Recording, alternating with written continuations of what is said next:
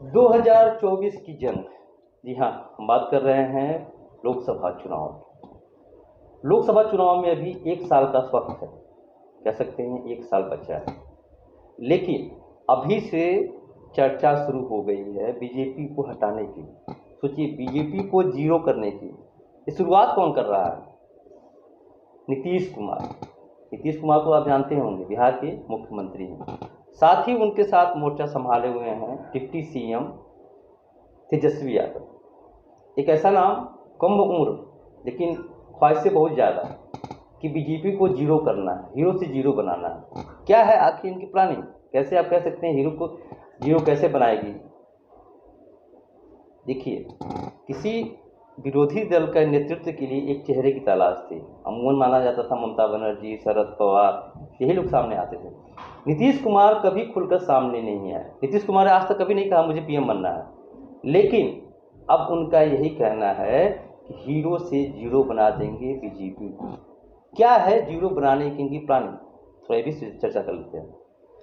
Nitish Kumar, Mamata Banerjee, Akhilesh Yadav, RJD और कह सकते हैं एक महागठबंधन, इसका नेतृत्व नीतीश कुमार खुद कर रहे हैं। नीतीश कुमार ने बाकायदे ममता बनर्जी से मुलाकात की, तेजस्वी यादव ही पहुंचे थे।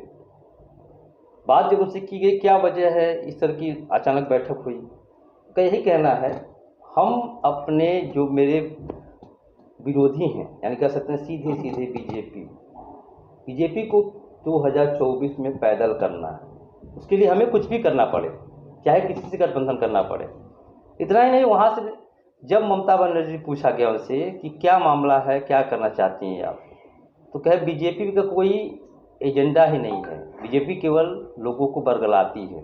नीतीश कुमार ने साफ कहा बीजेपी के लोग झूठे हैं। सबसे बड़ा सवाल यही है, क्या नीतीश कुमार एक चाणक्य की भूमिका में निभाएंगे? क्योंकि अरसे समय वो बीजेपी के साथ ही रहे। अभी कुछ दिन पहले तो बस सरकार से कुछ मनमुटाव हो गया तो साफ को छोड़ दिया, यानी बीजेपी का दामन छोड़कर फिर आरजेडी के साथ चले गए। जेडीयू आरजेडी एक हो गई, फिर सत्ता बनाई। ऐसे में अपने सीएम हैं और डिप्टी सीएम है तेजस्वी यादव। अब सबसे बड़ा सवाल है आखिर इनकी 2024 की क्या ऐसी प्लानिंग है? 162 सीटों का सवाल है। ठीक, साल 2024 की चुनावी जंग से पहले विपक्ष को एकजुट करने में जुट गए हैं लोग। CM Nitish Kumar, deputy CM Tejashwi बाकायदे कोलकाता पहुंचते हैं, ममता बनर्जी से मुलाकात करते हैं और उनसे चर्चा करते हैं। उसके बाद वहां से प्लानिंग करके निकलते हैं अखिलेश यादव के पास, यानी लखनऊ, यूपी की सियासत में। तीनों की मुलाकात आखिर क्या है मायने? सबसे बड़ा सवाल यही है। इन तीन नेताओं की मुलाकात 2024 लोकसभा चुनाव के लिए इसलिए अहम है क्योंकि सरकार गठन के लिए ये तीन राज्य बहुत अहम हैं लोकसभा में।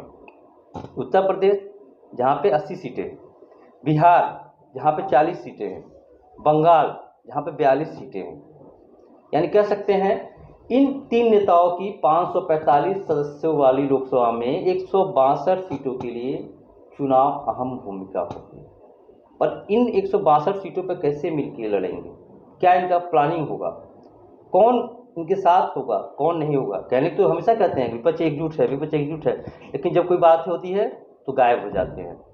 सभी विरोधी दल एक साथ क्यों नहीं खड़े हो पाते हैं? अगर मोदी योगी का मुकाबला करना है तो साथ खड़ा होना पड़ेगा ना, लेकिन कोई अगुवाई करने वाला नहीं है। इस बार नीतीश कुमार मोर्चा संभाले हुए हैं। अब देखने वाली बात होगी नीतीश कुमार करते क्या है, नीतीश कुमार की क्या है आखिर प्लानिंग। इसका सबसे वजह बता रहा है तो नीतीश कुमार की विपक्षी एकजुटता की कवायद तेज इसलिए हुई है क्योंकि वो चाह रहे हैं 24 की जंग में केंद्र में महागठबंधन की सरकार हो, यानी बीजेपी को आउट ऑफ रो करना चाह रहे, जीरो पे लाना चाह रहे। लेकिन क्या बीजेपी ऐसा हो पाए, करने देगी? अमित शाह एक ऐसा नाम जो आप सोच भी नहीं सकते क्या क्या कब कर देंगे। चाणक्य कहा जाता है उनका बीजेपी का। लेकिन अब अगर विपक्ष एकजुट हो रहा है, लंबंद हो रहा है, तो उनके पास भी खबर इसकी है। अब वो सोच रहे हैं कि आखिर विरोधियों की काट क्या निकाले, क्या इनकी काट है, क्योंकि उनका एक ही मानना है मोदी है मुमकिन। क्या 24 में ये मुमकिन हो पाएगा? 24 में कौन किसके साथ खड़ा होगा ये तो आने वाला समय बताएगा। लेकिन एक बात तो तय है, अगर विपक्ष एकजुट हुआ तो थोड़ा सा शिकन जरूर बीजेपी को होगा। अब देखने वाली बात होगी विपक्ष एकजुट हो पाता है या नहीं, नीतीश कुमार की भूमिका कितनी होती है, कई सवाल है।